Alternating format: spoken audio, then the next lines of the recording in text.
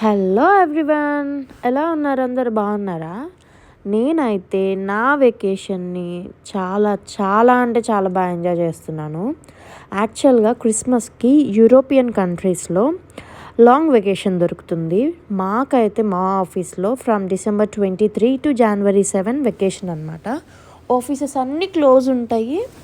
So మనము long trips plan చేసుకోవచ్చు. నేనైతే 1 డే ట్రిప్స్ అయితే చాలా ట్రావెల్ చేశాను.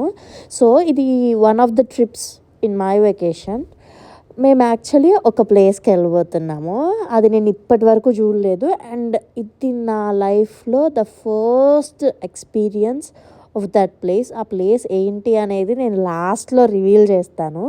సో మేము the main station in Rome, Tiburtina station, అక్కడి నుంచి కోత్రల్ బస్ తీసుకొని వెళ్ళిపోయాము. ఆ ప్లేస్కి స్టార్ట్ అయిపోయాము.